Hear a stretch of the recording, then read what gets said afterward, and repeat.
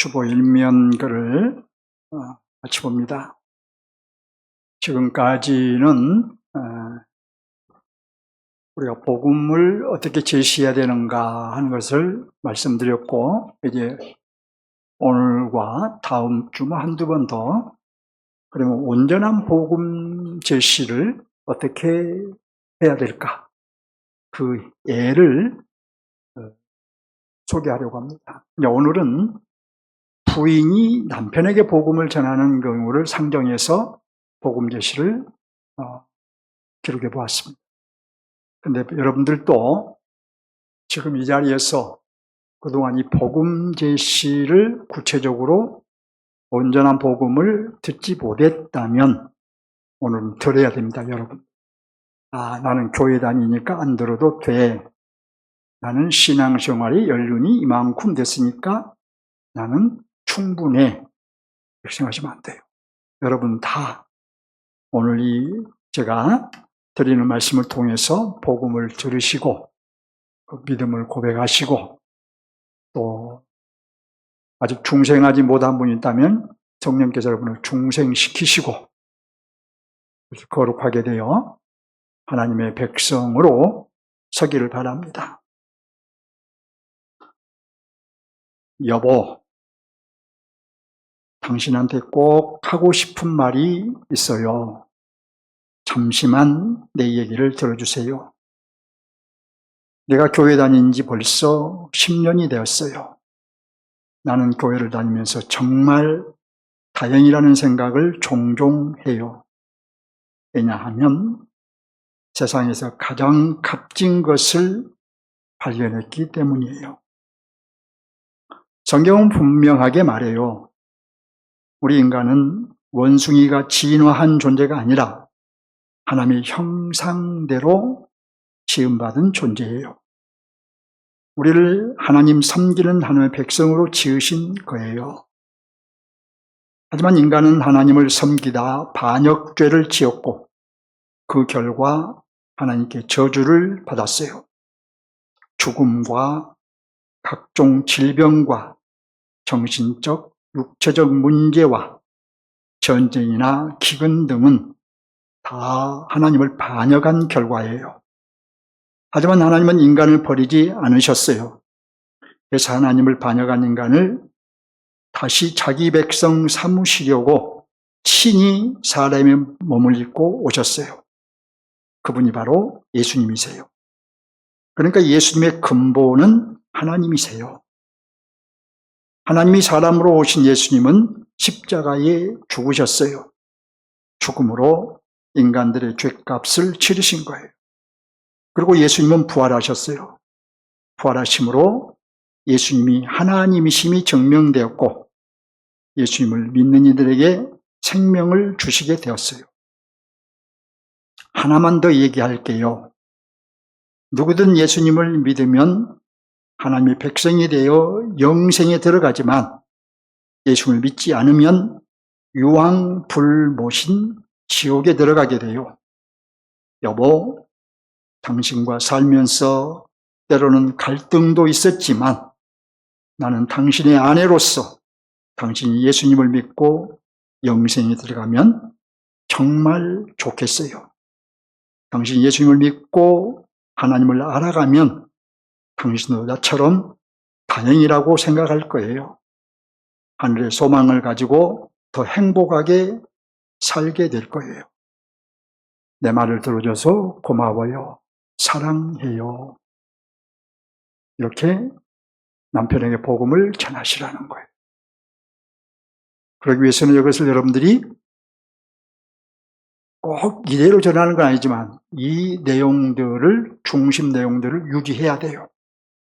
그렇기 때문에 여러분들이 10번, 20번 읽어서 여러분의 것이 되게 해야 돼요. 여러분이 10번, 20번 읽으면 이 읽으면서 여러분의 영혼이 들어요. 그리고 여러분의 영혼이 또 생명의 풍성함을 얻게 됩니다. 신앙생활에는 여러분 원리가 있는 거예요. 그냥 교회 다니면 구원받는 것이 아니에요.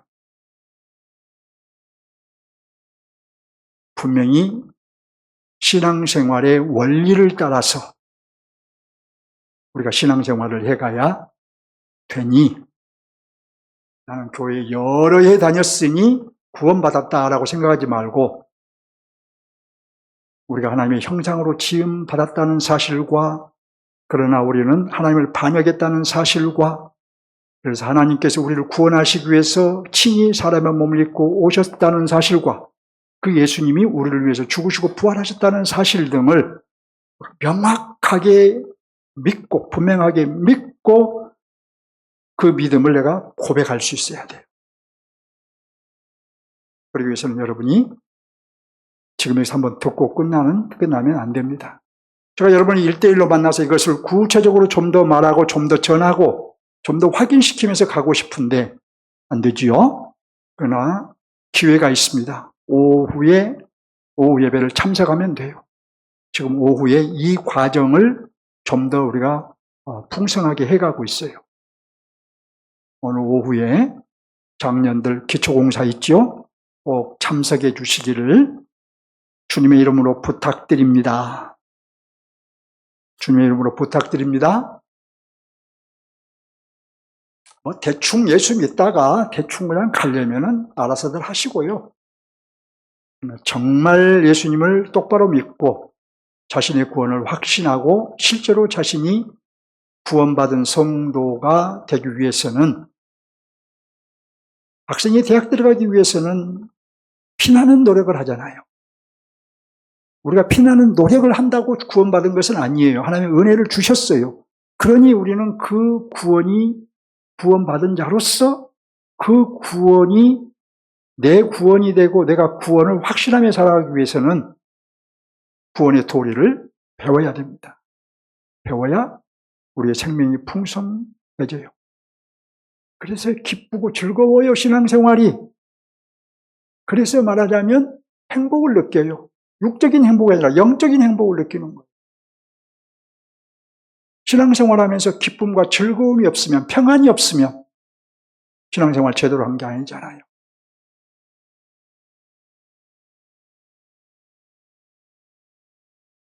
여러분의 목사가 여러분에게 잘 가르치고 떠나고 싶으니까 잘 가르칠 때 순종하고 따라와 주시기를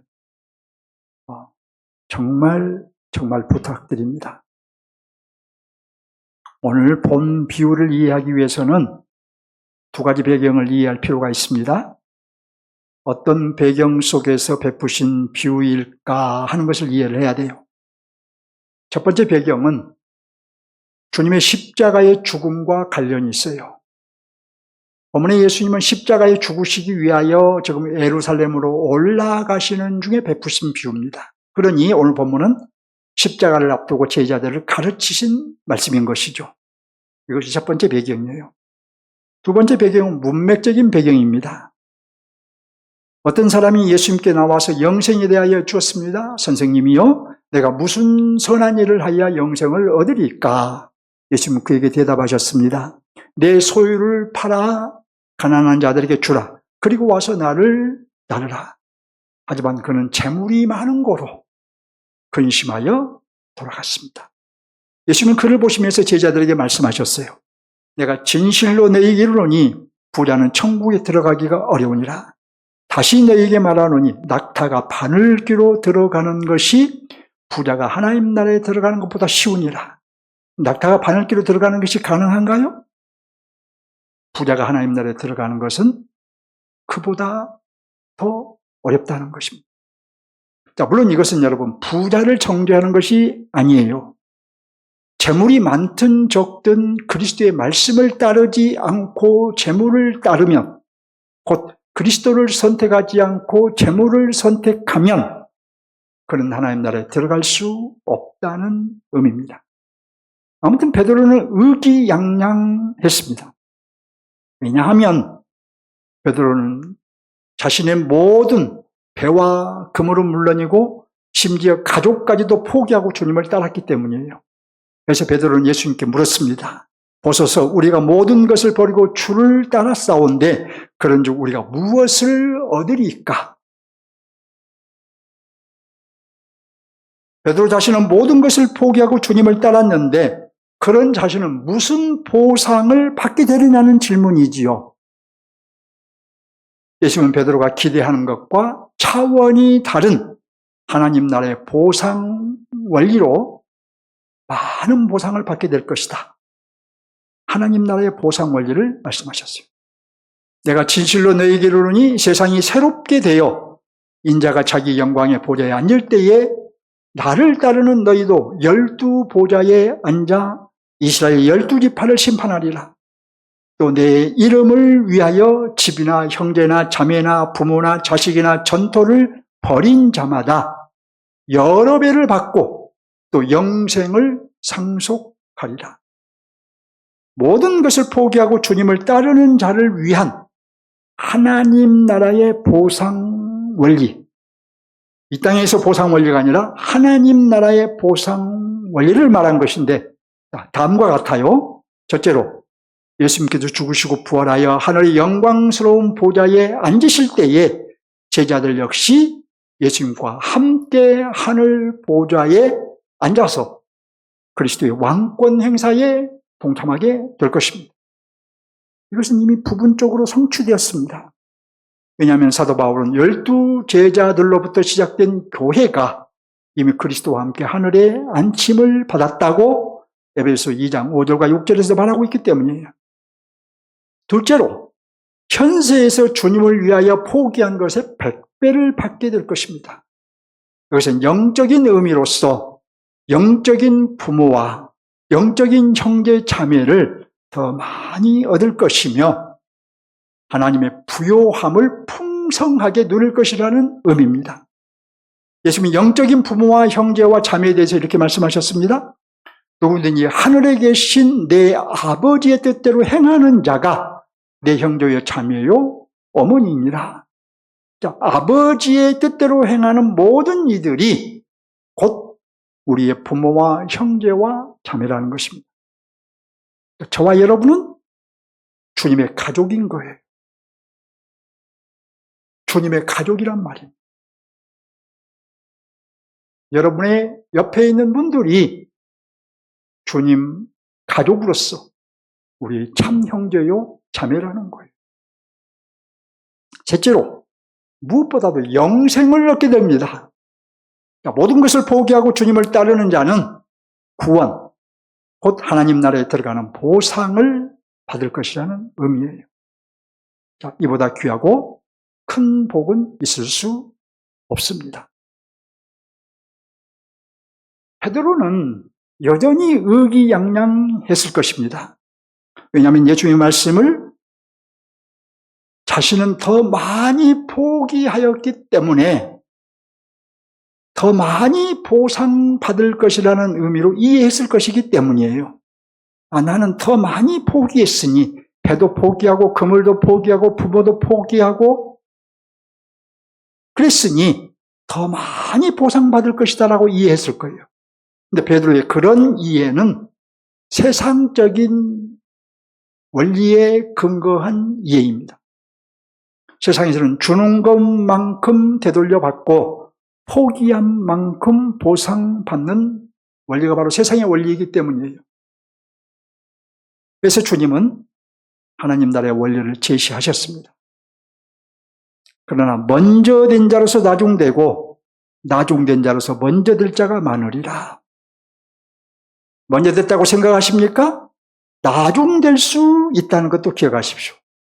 나는 나중됐다고 혹시 의기소침합니까? 여러분이 먼저 된 자가 될 수도 있습니다. 그러니까 이 말씀은 많은 첫째들이 말째들이 되고 말째들이 첫째가 될 것이다, 이런 의미예요. 이 말씀의 핵심은 베드로처럼 먼저 예수님을 따르고 많이 포기하고 따랐다고 해서 많이 보상받은 것이 아니라는 거예요. 또 하나님 나라의 원리는 차별 없이 동등한 보상을 받게 된다는 것입니다. 예수님은 결국 베드로처럼 자신이 첫째라고 생각하며 더 많은 보상을 받게 되리라고 생각하는 것은 뭐냐? 그건 교만이라는 거예요. 그렇게 경고한 거예요. 이것이 하나님 나라의 원리인데 이 원리는 중요한 것입니다. 그래서 예수님은 십자가의 죽으심으로 제자들을 떠나시기 전에 보상에 대한 세상적인 원리를 가지고 있는 제자들에게 하나님 나라의 원리를 가르치시기 위해서 이 비유를 베푸신 거예요. 우리도 이 하나님 나라의 원리를 잘 배워야 되겠죠? 이것은 한국 교회의 심각한 문제 중 하나이기 때문이에요. 천국 가면 다 내가 이 땅에 수고한 만큼 상급을 받을 것이다. 대부분의 성도들이 이런 기대를 하고 있잖아요. 본문으로 들어갑니다. 우리는 본문을 포도원 품꾼비라고 합니다. 내용을 살펴보겠습니다. 본비의 주인공은 포도원의 주인입니다. 그 주인은 품꾼들에게 한 데나리온을 싹쓸 주기로 약속하고 자기 포도원에서 일을 하게 했습니다. 먼저 이른 아침에 한 무리의 품꾼들을 불렀습니다. 이후에 제3시와 제6시와 제9시에도 불렀습니다. 그리고 제11시에도 불렀습니다. 무슨 말이냐? 주인은 아침 일찍 동틀 무렵에 한 무리의 일꾼들을 포도원에 들여보내고 나서 오전 9시와 또 12시와 또 오후 3시에도 들여보내고 마지막으로 해가 지기 1시간 전인 오후 5시에도 들여보낸 것입니다. 해가 지자 주인은 품꾼들에게 약속한 삭스를 주었습니다. 먼저 오후 5시부터 1시간 동안 일한 품꾼들에게 삭스를 주었는데 한 데나리온씩을 주고 다른 품꾼들에게도 한 데나리온씩을 주었습니다. 여기서 불평불만이 일어난 거예요. 오후 5시에 와서 겨우 1시간밖에 일하지 않는 사람들에게 한 데나리온씩을 주었다면 아침 일찍부터 일한 자신들에게는 물론이고 오후에 와서 뜨거운 햇빛에서 일한 자신들에게는 더 많이 주어야 하지 않느냐는 불평이었습니다. 여러분도 상식적으로는 그렇게 생각하죠? 세상의 원리로 보면 반드시 그렇죠? 맞잖아요. 세상의 원리로 보면 1시간 일한 사람과 8시간 일한 사람이 똑같은 대우를 받는 것 불공평하다고 생각하잖아요. 세상의 원리는. 그런데 여러분 주인은 이렇게 말했어요. 친구여, 내가 내게 말한 것이 없노라. 잘못한 것이 없노라. 내가 나와 한 데나리온의 약속을 하지 아니하였느냐. 내 것이나 가지고 가라. 나중은 이 사람에게 너와 같이 주는 것이 내 뜻이니라. 내 것을 가지고 내 뜻대로 할 것이 아니냐. 내가 선함으로 내가 악하게 보느냐. 주인은 불평하는 자들을 3가지 면에서 반박을 했습니다. 첫째로 내가 너에게 약속한 대로 품삯을 다 주지 않았느냐는 거예요. 둘째로 나중은 사람에게도 동일한 품삯을 주는 것이 주인인 자신의 뜻이라는 거예요. 셋째로 주인인 내가 내 것을 가지고 내 뜻대로 하는 것이 악한 일이냐는 거예요. 주인의 행위는 조금도 문제되지 않았습니다. 왜냐하면 주인의 행위는 긍휼이 있고 은혜가 있고 사랑이 있는 행위이기 때문이에요. 5시 와서 일했는데 5시 와서 일했다고 조금 주면 그 사람들은 처자식을 데리고 어떻게 먹고 살겠어요? 그러니 주인이 그에게도 1데나리온을 준 것은 긍휼을 베푼 것이고 사랑을 베푸신 거죠. 하지만 불평하는 자들의 언행은 문제가 있었습니다. 왜냐하면 그들의 언행은 긍휼이 없었어요. 저 사람들은 1시간 일했으니 1시간 일한 것만 받고 집에 들어가서 부인과 또 처자식, 그러니까 자녀들을 굶기든 말든 나는 내 몫만 받으면 돼, 많이 받으면 돼. 시기심과 질투심과 탐심에서 유발되었기 때문이에요. 얘기를 하다 보니까 삼성 노조들이 생각나네요. 아무튼 본 비유에 등장한 사람들은 누구를 반영한 인물들일까요? 주인은 하나님을 반영한 인물입니다. 품꾼들은 제자들을 비롯하여 모든 시대의 모든 신자들을 반영한 것입니다. 그러면 주인이 품꾼들을 포도원에 들여보내고 싹스를 주었다 하면 무엇을 의미할까요? 하나님의 초청과 구원을 받는다는 의미입니다. 그러니까 어떤 사람은 새벽 5시에 구원하시고, 또 어떤 사람은 9시에 구원하시고, 또 어떤 사람은 12시에 구원하시고, 어떤 사람은 3시에 구원하시고, 어떤 사람은 해지기 1시간 전인 5시에 구원하십니다. 자, 말하자면 베드로는 새벽에 구원받았습니다. 1세기 그리스도인들은 9시에 구원받았습니다. 믿음의 선조들은 12시에 구원받았습니다. 우리는 오후 3시에 구원받았다고 말할 수 있겠죠? 이후로 구원받게 된 사람들은 오후 5시에 구원받은 것입니다. 말하자면 그렇다는 거예요. 그러니까 우리는 3시에 구원받은 사람들구나 이렇게 생각하냐. 말하자면 이렇다는 것입니다. 오해하지 않기를 바랍니다. 하지만 베드로나 우리나 새벽같이 구원받은 베드로나 오후 3시쯤 구원받은 것처럼 느껴지는 우리나 또 장차 해지기 1시간 전인 5시에 구원받을 사람이나 다 동일한 품삯을 받게 됩니다. 다 동일한 구원을 받게 될 거라는 거예요. 모든 그리스도인들의 구원은 동일한 구원인 거예요. 여러분의 구원과 저의 구원은 동일해요. 이것이 하나님 나라의 원리입니다. 예수님은 비유를 이렇게 마치셨습니다. 이와 같이 나중된 자로서 먼저 되고 먼저 된 자로서 나중되리라. 자, 여기 이와 같이는 19장 30절에서 많은 첫째들이 말째들이 되고 말째들이 첫째가 될 것이라고 말한 것처럼 하나님의 나라에서는 말째가 첫째가 되고 첫째가 말째가 된다는 말씀이에요. 물론 이것은 역전을 의미한 것이라기보다는 먼저 믿는 자나 나중 믿는 자나 동일한 구원을 받는다는 의미인 거예요. 이것이 하나님 나라의 원리라는 거예요. 자, 그러니 남보다 주님을 먼저 따르고 또 많이 포기하고 따랐다고 더 많은 보상을 기대하는 것은 틀린 것입니다. 단지 주님을 먼저 따르고 모든 것을 버리고 따름으로 먼저 하나님의 나라를 소유한 것으로 기뻐하고 즐거워해야죠. 이 땅에서 다른 사람들은 하나님의 나라를 소유하지도 못하고 세상이 전부인 줄 알고 살아가는데 우리는 먼저 하나님의 나라를 소유하고 소망을 가지고 기쁨을 누리며 즐거워하며 살았으니 이 얼마나 복된 일입니까? 이것으로 우리가 생각해야지 나중에 더 많은 보상과 더 높은 지위를 기대하는 것은 하나님 나라의 원리가 아닌 거예요. 깨닫기 바랍니다. 그 이유는 이렇습니다. 첫째로 우리 모두는 다 죄인들이며 하나님의 나라는 오직 하나님의 은혜로 들어가기 때문이에요. 하나님의 은혜로 들어가요. 그러니 먼저 들어간 자나 나중 들어간 자나 구원은 동일한 구원인 것이죠.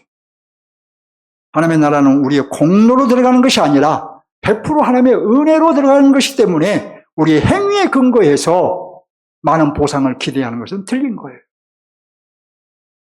둘째로 하나님의 나라는 공평한 나라이기 때문입니다.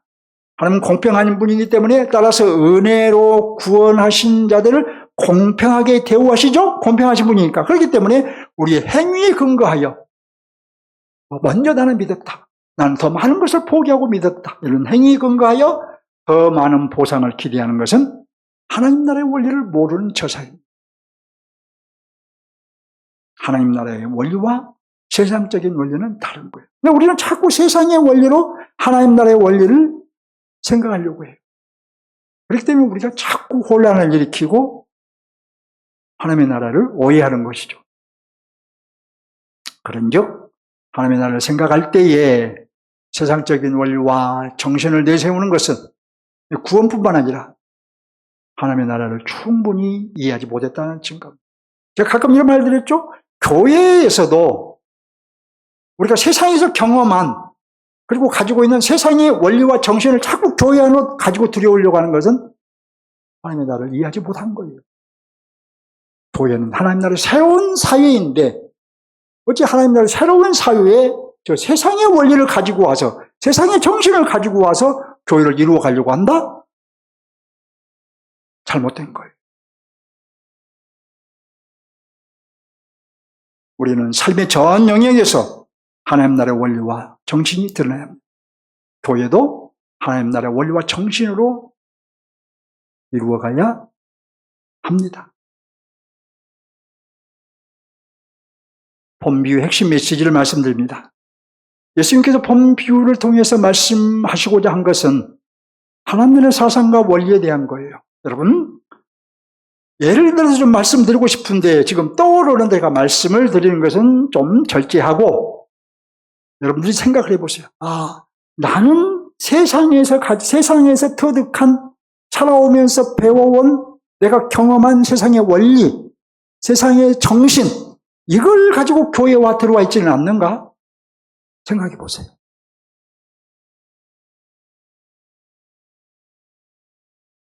좀 누구 개인을 탓하기 전에 일반적인 원리를 말하면 세상에서는 그렇죠? 음식을 먹으면 요즘 젊은이들은 n분의 1로 나눠요. 우리 젊은 청년들 그렇죠? 네가 먹은 건 네가 내고 내가 먹은 건 내가 내. n분의 1로 나눠. 교회 와서도 밥 먹고 나서 n분의 1로 나누면 되겠습니까?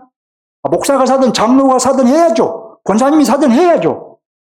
청년들 같이 밥 먹으면서 난 내 건 낼 테니까 청년들에게 네 건 네가 내. 이러면 되겠어요? 하나님 나라 정신이 아니에요. 원리가 아니에요. 또 성도들이 밥 먹었는데, 함께 먹었는데, 내가 한번 샀으니까 너도 한번 사야지? 이건 세상의 원리예요. 내가 2번 사면 안 됩니까? 왜 네가 한번 샀으니까 나도 한번 사야 됩니까? 그건 하나님 나라 원리가 아니라니까요. 내가 먼저 사랑하면 안 됩니까? 네가 사랑한 만큼 나는 사랑하고, 네가 한 번 사랑하면 나도 한 번 사랑하고, 네가 한 번 용서하면 나도 한 번 용서하고. 이런 세상의 원리죠. 내가 2번 용서하고 그 이상 70번씩 7번이라도 용서하면 안 됩니까? 하나님의 나라는 이러해야 된다는 거예요. 세상의 원리를 가지고 교회 안에 들어오지 마세요.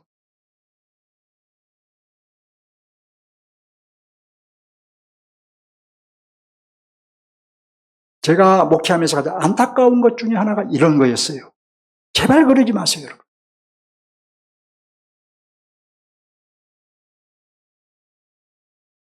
자, 하나님 나라의 사상 또는 원리에 의하면 아침 일찍이 포도원에 들어간 사람이나 해가 지기 1시간 전에 포도원에 들어간 사람이나 차별 없이 동일한 품삯을 받는다는 거예요.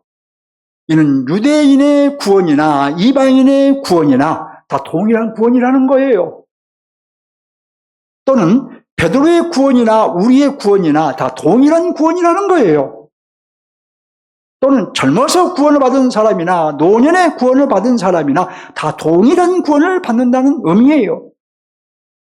또 많이 가지고 있어서 많이 소유권을 이전한 사람이나 적게 가지고 있어서 적게 소유권을 이전한 사람이나 다 동일한 구원을 받는다는 의미입니다. 이것이 하나님 나라의 원리예요. 아마 이렇게 생각할 수 있을 것입니다. 아침 일찍이 구원받은 사람의 구원이나 오후 5시에 구원받은 사람의 구원이나 차등이 없고 동일한 구원이라고 한다면 여러분 머릿속에 떠오르는 질문, 그러면 젊어서 인생을 즐기고 나이 들어서 회개하고 믿으면 되겠다? 되지 않을까요? 이렇게 생각할 수 있을 거예요. 젊어서 인생을 즐기다가 나중에 60대 가서 예수 믿어도 동일한 구원을 받는다면 그때 가서 예수 믿으면 되잖아요. 이렇게 생각할 수 있다는 거예요. 젊어서 내 마음대로 살다가 죽기 전에 예수 믿으면 되겠다라고 생각할 수 있다는 거예요. 죽고 살고 주님을 위해서 살아도 상급이 크지 않다면 그렇게 살 필요가 없다고 생각할 수 있다는 거예요. 여러분 중에서 혹시 그렇게 생각한다면 안 되겠죠? 실제로 그렇게 생각하는 사람들이 많이 있단 말이에요. 이 땅에서 충성하고 헌신하는 이유가 하나님 나라에 가서 다른 사람보다 더 큰 보상을 받기 위함이라고 생각하는 사람들이 많이 있어요. 여러분, 이것은 누구의 생각과 같을까요? 베드로의 생각과 같은 거예요. 베드로. 세상적인 보상 원리를 가지고 있는 사람이에요. 자, 이것이 왜 심각하냐? 하나님의 은혜의 성격을 모르기 때문에 심각한 것이에요. 하나님의 부르심의 불가항력성, 저는 깨닫지 못해요. 하나님이 5시에 불렀던, 3시에 불렀던, 12시에 불렀던, 새벽에 불렀던 그 하나님의 부르시면 부르신 때에 구원을 받는 건데, 그 부르심의 불가항력성, 거절할 수 없는 것, 이것을 모르기 때문에. 본비에서 품꾼들이 자신의 뜻대로 포도원에 들어간 사람이 있습니까? 없어요. 아침 일찍부터 부름받은 사람도 부름받은 그 시간에 들어갔고, 9시에 부름받은 사람도 부름받은 그 시간에 들어갔고, 3시에 부름받은 사람도 부름받은 그 3시에 들어갔고, 5시에 부름받은 사람도 부름받은 그 시간, 5시에 들어갔어요. 다 그들이 부름받은 시간에 들어갔지, 자기들이 선택해서 들어간 사람 아무도 없어요. 본비유에서. 그러니까 본비유의 목적은 여러분, 내 마음대로 살다가 죽기 전에 회개하고 돌아오면 된다는 점을 허용하는 데 있지 않아요. 그렇게 오해하면 안 된다는 거예요. 따라서 본비유의 핵심은 하나님의 보상은 100% 하나님의 은혜이며, 따라서 우리의 구원은 동일한 구원이다. 하나님의 보상은, 곧 구원은 100% 하나님의 은혜이며, 따라서 우리의 구원은 동일한 구원이다. 차별이 없다. 우리가 주님을 위해 포기하고 따를 때에 많이 가지고 있어서 많이 포기한 자나, 적게 가지고 있어서 적게 포기한 자나 다 동일한 구원을 받는 거예요. 저 분명히 말씀드립니다. 많이 가지면 많이 포기할 수밖에 없죠. 많으니까. 적게 가지면 포기할 것이 없으니까 적게 포기하겠죠. 그러니 많이 가져서 많이 포기한 자나 적게 가져서 적게 포기한 자나 동일한 구원. 저와 여러분의 구원도 동일한 구원이에요.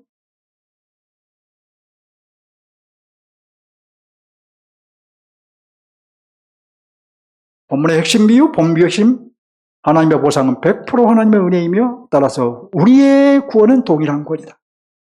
본비유는 예수님께서 십자가를 지시기 위해 예루살렘으로 가시면서 베푸신 비유입니다.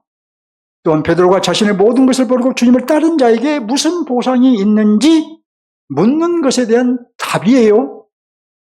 이 두 가지 사실은 예수님 자신이 죽으심으로 제자들을 떠나신 후에는 베드로처럼 세상적인 원리와 정신으로 살 것이 아니라 철저하게 하나님 나라의 원리와 복음의 정신으로 살아야 함을 가르치신 거예요. 오늘날 저와 여러분에게 세상의 원리와 정신을 가지고 세상에서 경험했던 그 원리를 가지고 살지 말고, 하나님 나라의 원리를 가지고 복음의 정신으로 가지고 인생을 살라, 교회를 이루어라, 지체들과 관계를 가지라, 이걸 말하고 있는 거예요. 왜 그래야 할까요? 예수님의 십자가의 죽음은 옛 시대를 종결한 사건이에요. 그리고 새 시대를 연 사건이기 때문이에요. 그런즉 여러분은 베드로가 가지고 있었던 세상적인 상급의 원리를 버려야 되겠죠? 버려야 돼요. 그리고 주님께서 제시하신 하나님 나라의 원리와 복음의 정신에 근거한 상급의 원리, 모든 것이 동일하다. 원리를 취해야 돼요. 이 진리를 깨닫는 것이 은혜입니다. 뭐가 은혜냐? 오늘 보면 이 진리를 깨닫는 것이 은혜예요. 이 진리를 깨달았으면 여러분들은 은혜를 받으신 거예요. 믿으십니까? 이 은혜를 못 받고 그냥 천국에 오면 열심히 봉사하면, 열심히 헌신하면 더 큰 보상을 받을 줄 알고 가면은 뭐 아파트가 몇 평짜리 있을 것 같고 뭐 고급 빌라가 있을 거라고 생각하고 뭐 한국에서 몇몇 분들이 그러다 유명한 분들이 그렇게 말한 분들이 있잖아요. 가보니 내 아파트가 저지다 말아가지고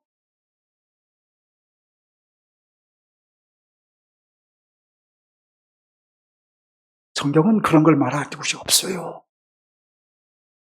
내 생각대로 내가 경험대로 믿으면 안 돼요. 성경대로 믿어야죠. 내가 죽어서 환상을 봤어요. 환상을 봤을지언정 그것이 성경에 비추어서 맞지 않으면 버려야 돼요. 성경에 비추어서 맞으면 간증도 해야 되겠죠. 이 진리를 깨닫는 것이 은혜인 거예요, 여러분. 야, 저는 모태로부터 예수를 믿었어요. 그러니까 나중에 주님께 가면 더 큰 상급을 받을 것이다. 이것을 기대하고 있는 것이 아니라 모태로부터 예수를 믿고 구원을 받고 하나님의 나라를 소유하고 그 기쁨과 즐거움과 주님의 통치를 받으며 살았으니, 먼저 살았으니, 모태로부터 살았으니 이게 복인 거죠. 이게 행복이었죠. 자, 또 어떤 분은 이제 2년, 3년 전에 예수를 믿었어. 그랬을지언정 지금이라도 구원을 받고 목사하고 저와 동일한 구원을 받으니 그거 감사할 일이죠. 그렇지 않습니까? 이 원리, 일찍 새벽에 부름받은 사람도 그러니 기쁨과 감사가 있는 것이고, 늦게 부름받은 사람도 그러니 기쁨과 감사가 있는 것이고, 이 하나님 나라의 보상 원리를 깨닫기를 바랍니다. 우리의 구원은 하나님의 은혜로 주어졌고 역시 하나님의 은혜로 완성될 것을 깨닫기 바랍니다. 먼저 구원을 받았든 나중에 구원을 받았든 다 동일한 구원이라는 것을 깨닫기 바랍니다. 더 큰 상급을 바라고 더 좋은 구원을 바라는 것은 하나님 나라의 원리와 복음의 정신이 아니라는 것을 깨닫기 바랍니다. 이런 분도 있을 거예요. 나는 어릴 때부터 예수 믿고 나는 이렇게 직분자로 또 충성하고 살았고 헌신하며 살았고 물질적으로도 헌신하며 살았고, 그런데 내 구원이나 5시에 구원받은 사람이나 동일한 구원이라 하니까 본문에서 일찍 나와서 포도원에 들어가서 일한 사람들이 한 달란트 5시에 나와서 받은 사람과 동일한 품삯을 받은 것을 불평했던 것처럼 불편하게 생각할 수가 있어요. 근데 그건 세상의 보상 원리예요. 바꿔서 말하면 내가 먼저 하나님의 나라를 소유했고 먼저 그 기쁨과 5시에 들어온 사람은 세상에 찌들어 살 때 나는 하나님 나라의 삶을 살았으니 그 복이잖아요. 아멘? 얼마나 큰 복된 사람으로 살았습니까? 그런 것들 생각해야지 하나님 나라 가서 더 큰 보상을 받지 못한다고 서운해하면 안 된다는 것입니다. 세상의 보상 원리, 세상의 정신, 베드로가 가지고 있었던 정신, 주님은 그 베드로의 정신을 깨뜨린 거예요. 그래서 이 비유를 하신 거예요.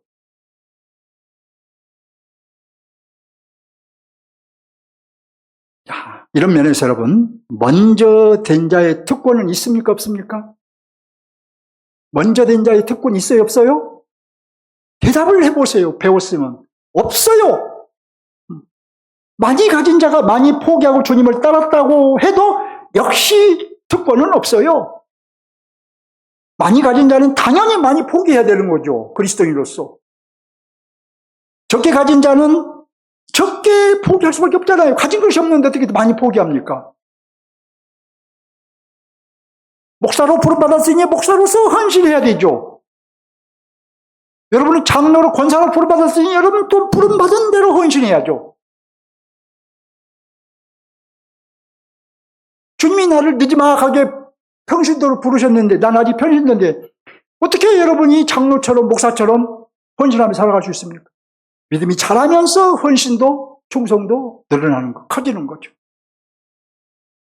근데 부름받은 지 오래되었는데 제자리에 있는 것은 문제이겠죠.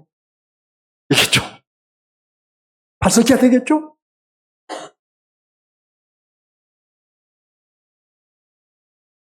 따라서 여러분이 정말로 중요하게 여기고 생각해야 하고 집중해야 할 것은 현재 하나님의 통치를 충실하게 받고 있는가?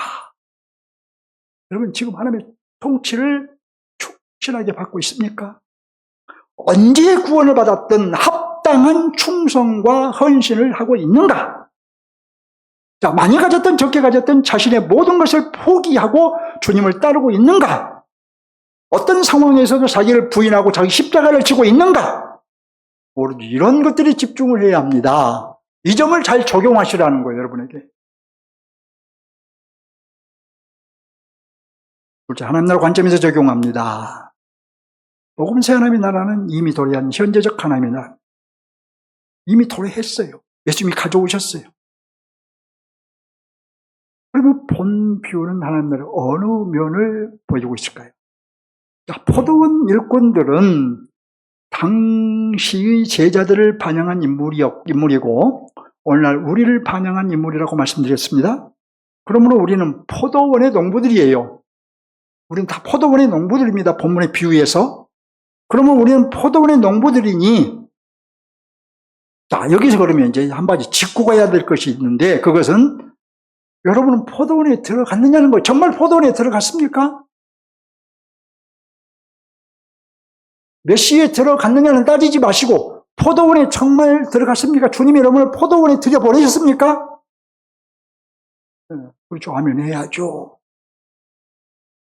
자, 우리 중 어떤 이는 아침 일찍 들어간 일꾼일 것이고, 어떤 이는 9시에 들어갔을 것이고, 어떤 이는 3시에, 어떤 이는 5시에 앞으로 들어가게 될 거예요. 우리 5시는 없어요. 좀 이제 밖에 있는 사람들 5시에 들어가겠죠. 그냥 저는 3시나 12시나 9시나 아침 일찍 들어갔거나 했겠죠. 근데 여러분, 우리가 몇 시에 들어간 일꾼이든 그것은 중요하지가 않고, 우리는 주인의 은혜로 포도원에 들어갔다는 거예요. 은혜로, 오직 은혜로. 그러니 우리는 주인의 명한 일에 최선을 다해야지요. 포도원에 들여보내는데 일을 안 하고 포도나 따먹고 있으면 되겠습니까? 일을 해야죠, 부지런히. 자, 이러고 와. 본문의 하나님의 나라는 하나님의 은혜로 들어갔으니, 그런즉 충성과 헌신을 다하는 나라. 이렇게 말할 수 있겠습니다. 이런 면을 보여주고 있습니다. 저와 여러분은 하나님의 은혜로 부름을 받았으며, 하나님의 은혜로 하나님의 사랑의 통치 안에 들어갔으며, 하나님의 은혜로 하나님의 백성이 되었어요. 그런데 우리가 할 일은 무엇보다도 우리에게 은혜 주신 하나님께 충성하고 헌신을 다하는 거예요. 도저히 은혜 입을 수 없는 나에게 아주 놀라운 은혜를 입혀주셨으니 당연히 충성하고 헌신을 다해야 합니다. 죄로 죽은 나를 아들의 피로 구속하여 주셨으니 충성하고 헌신하는 것을 당연한 일로 받아야 돼요. 어떻게 해야 충성하고 헌신할 수 있을까? 먼저 말씀드리자면 하나님의 통치를 받아야 합니다. 이것을 바꾸어 말하면 우리의 충성과 헌신은 하나님의 통치를 받고 있다는 실증이에요. 충성합니까? 헌신합니까? 여러분은 하나님의 통치를 받고 있는 거예요. 우리가 하나님의 통치를 받으면 나를 구원하신 하나님께 충성하게 됩니다. 하나님의 통치를 받으면 나에게 은혜 입히신 하나님께 헌신하게 됩니다. 하나님의 통치를 받으면 하나님의 말씀과 하나님의 뜻에 순종하게 됩니다. 그러니까 분명한 사실은 본 비유에서 포도원에 들어가 일하게 된 종들은 전적으로 주인의 은혜로 들어가게 됐다는 것입니다. 그들이 포도원에 들어가는데 그들의 공로는 단 일도 없었어요. 마찬가지로 우리는 우리 하나님의 은혜를 입을 자격이 일도 없었어요. 우리가 마치 하나님의 사랑의 통치를 받으며 살게 된 데는 곧 우리가 예수 믿고 하나님의 구원받은 하나님의 백성이 된 데는 우리의 공로는 일도 없었어요. 전적인 하나님의 은혜입니다. 오직 하나님의 은혜입니다. 만일 여러분들 그런 얘기 들었을 거예요. 로마 캐톨릭이나 또 뭐 감리교나 이런 데서 거의 이제 그런 데를 뭐 알미니안주의라고 그래요. 그런 데서는 우리 공로를 많이 강조해요. 그들이 선한 일을 한 이유는 구원받기 위함인 거예요. 여러분, 우리의 공로로 구원을 받는다. 우리의 공로가 플러스 돼야 된다. 그러면 그리스도의 구속사역이 의미가 약화되는 거죠. 하나님이 사람의 몸을 입고 오신 것과 그분이 죽으시고 부활하신 것이 약화돼 버린 거죠. 부정돼 버리는 거죠. 훼손되는 거죠. 오직 하나님의 은혜인 줄 믿으시기 바랍니다. 우리의 공로는 일도 없어요. 그러므로 우리의 충성과 헌신은 합당한 것이고 당연한 것입니다. 우리의 충성과 헌신이 합당한 것이고 당연한 것이라면 우리의 충성과 헌신 또한 우리의 공로가 될 수 있다 없다? 없다. 우리가 신앙생활을 하면서 충성하고 헌신해도 그것 또한 우리의 공로가 될 수 없다는 거예요. 그러니까 우리가 하나님 나라에 들어간 것도 은혜이지만 우리가 하나님의 백성으로서 힘써 충성하고 힘써 헌신하는 것도 하나님의 은혜인 것입니다. 우리의 충성과 헌신도 공로가 될 수 없다는 말이에요. 지금 성령께서 여러분에게 충성하고 헌신하는 성도가 되라고 여러분을 권면하실 거예요. 그런데 여러분에게 그 권면한 대로 성령께서 이미 말씀을 드리면서 하나님의 통치를 받는 거구나, 충성과 헌신하는 것이구나, 구원받은 백성으로서 성령께서 여러분 지금 마음속에 충성하라고 헌신하라고 권면하실 거예요. 그 권면을 따라 충성하고 헌신을 해도 그건 우리의 공로가 될 수 없다는 것입니다. 자, 여기까지가 본문을 적용을 했다면 한 두 가지를 더 적용할 수가 있을 것 같아요. 우리는 또 이 점에서 우리가 충성과 헌신을 해야 되는데, 본 비유에서 주일은 오후 5시에도 일꾼을 불렀죠. 그리고 이것은 하나님께서 오후 5시에도 죄인들을 부르신다는 것이에요. 여러분들 중에는 오후 3시에 부름받은 사람도 있어요. 또 좀 올라가면 12시에 부름받은 사람도 있어요. 굳이 말하자면 모태신앙인 저는 뭐 새벽에 부름받은 사람이라고 말할 수 있겠죠. 이제 우리들 사이에서 시간을 적용해 보면. 그리고 이렇게 부르셨는데 동일하게 1데나리온을 주셨어요. 모두에게. 하나님께서는 5시에 부른 자에게도 동일한 구원을 주셨다는 말인 것입니다. 그럼 누가 죄인들을 불러야 할까요? 하나님께서 부르셔야 가능하죠. 그런데 하나님은 누가 말하자면 5시가 되어서 부르셔야 되냐는 거예요. 하나님께서 부르셔야 가능하지만 근데 하나님은 직접 죄인들을 부르시잖아요. 아무개야 너 나를 내게로 와라. 이렇게 직접 부르시잖아요. 저와 여러분을 통하여 부르십니다. 그러면 우리는 죄인들을 부르는 하나님의 일에 순종해야 하고 우리의 순종이 곧 충성이고 헌신인 거예요. 그 순종이. 자, 그런데 우리는 어떻습니까? 복음의 증인이 돼야 되죠? 지금 이 5시라는 생각으로 증인이 돼야 되죠? 이제 6시가 되면 일을 하고 싶어도 할 수 없으니 곧 6시가 되면 구원의 문이 닫히니 서둘러서 구원할 자를 구원해야 되겠죠? 6시가 되어버리면 여러분 남편도 구원받을 수 없으니 지금 6시가 되기 전에 여러분의 태신자에게, 여러분의 남편에게 복음을 전해야 되겠죠? 저와 여러분은 복음을 전하는 일에도 충성하고 헌신해야 된다. 이걸 적용해야 되겠죠. 마지막으로 이 점도 적용할 필요가 있어요. 본비유에서 5시에 부름받아서 1시간 일한 품꾼에게 1시간 일한 상만 주면 어떻게 되겠습니까? 1시간 일했는데 세상의 원리를 따라서 1시간 일한 것만 줘요. 자, 1시간 수당이 얼마입니까? 우리 청년들? 알바하면 얼마예요? 응? 1시간 일하면 얼마예요? 12,000원? 자, 뭐 오늘날로 계산해서 1시간 일한 사람에게 12,000원만 주면 되겠어요? 처음부터 일하는 사람은 1데나리온은 노동자 하루의 품삯이니 저 본 사람이 요즘 돈으로 말하면 10만 원 안 돼요. 15만 원, 20만 원 품삯이 돼요. 20만 원 줬다고 가정합시다. 그런데 마지막 5시에 들어온 사람에게는 1시간만 일했으니까 너는 12,000원만 받아. 이렇게 되면 어떻게 되겠냐는 거예요. 그 가족과 그 타자식은 굶어 죽는 거죠. 그렇지 않겠습니까? 근데 그런 사회는 정의로운 사회가 아니에요. 공평한 사회가 아닙니다. 하나님의 통치권이 미치는 사회가 아니에요. 하나님 나라 확장은 죄인들을 하나님의 통치로 들어오게 하는 것이 전부가 아니라는 거예요. 사회 전반에 하나님의 통치권을 세우는 것도 포함되어야 한다는 거예요. 우리는 정의로운 사회도 꿈꿔야 돼요. 공평한 사회를 꿈꿔야 돼요. 또 최소한의 삶이 보장되는 사회를 꿈꿔야 돼요. 이것은 사회에 대한 교회의 책임인 거예요.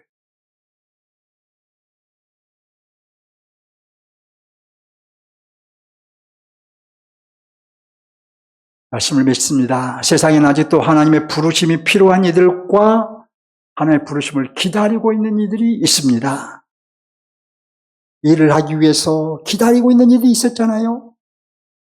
그래서 어떤 이는 3시에, 5시에 부름을 받았잖아요. 지금 기다리고 있는 이들이 있어요. 우리는 하나님께 은혜 입은 종으로서 그들에게 복음을 전하는 충성과 헌신을 다해야 돼요. 우리가 아침 일찍 부름을 받았던, 정오에 부름을 받았던, 오후 3시에 부름을 받았던 주인의 포도원을 일구는 일에 충성과 헌신을 다해야 돼요. 자, 우리의 가장 큰 충성과 헌신은 교회로서 하나님의 구원기관이 되는 거예요. 하나님의 구원기관. 교회가 하나님의 구원기관이 돼야 돼요. 또 개인적으로는 하나님의 은혜를 전파하는 도구가 돼야 돼요. 나가 정의로운 사회를 꿈꾸는 것이 돼요. 우리는 하나님의 은혜를 입은 자들이요 하나님께 충성과 헌신을 다해야 하는 종들이기 때문에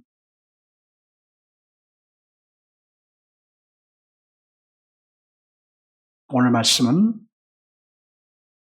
우리에게 중요한 적용점을 주고 있습니다. 잘 이해하시고 살아야 할 것입니다. 그리고 좀 더 우리가 나가서 우리 사회도 좀 생각하면서 우리가 어떤 그리스도인이 될 것인가. 우리 청년들은 특별히 어떤 일을 하든 무엇을 하든 여러분들이 하는 일, 영역에서 그리스도의 왕권을 세우는 일을 해야 될 거예요. 하나님을 향해 한 걸음 더 나갑시다.